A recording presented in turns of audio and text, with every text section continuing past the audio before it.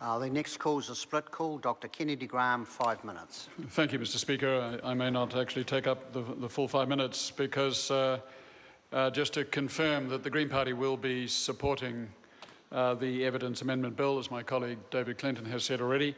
The bill makes a number of amendments to the Evidence Act 2006, the 2013 review having established that the Act is basically sound, but that there were areas that could be improved upon. And these 3 areas that now figure in the amendment bill certainly do that in the sense of offering protection to witnesses coming before the court, especially young children, most of whom, or many of whom, have had trauma of sexual abuse.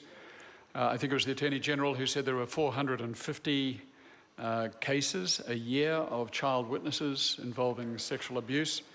And so the ability for them to avail themselves of screens and other audiovisual devices for the future is well taken.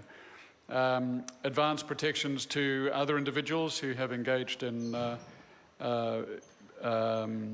similar trauma, and providing them with the advanced knowledge of the circumscription within which they are required to recount their own sexual experiences is critical to strengthening the bill as well. And then finally, the safeguards that will be put into place on the access to video records.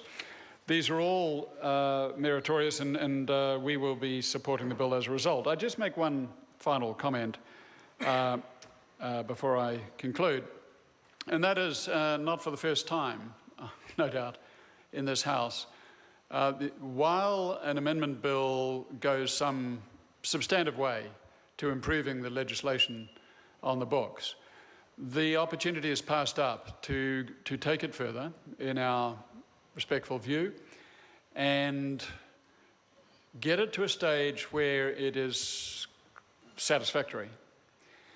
And for that reason, we did put forward 2 SOPs, SOP 194 in the committee, which would have provided greater control and restriction on intimidating questions. It would have sent a direction to judges that Parliament does not consider intimidation appropriate in our courts, and it would have let complainants know that intimidation would not be accepted or could at least be challenged. That was voted down by a significant majority. The other SOP that we advanced, 195, would have given victims of sexual and domestic violence the same presumptive right as child witnesses to alternative methods of giving evidence.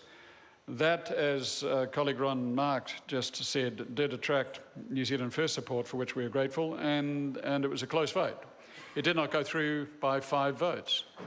What an opportunity gone missing, so near and so far. So we will be voting for the bill. We do commend the government on introducing it. We are disappointed it doesn't go quite as far as we think it should, and no doubt the opportunity will come back to this House to rectify those shortcomings when the time comes.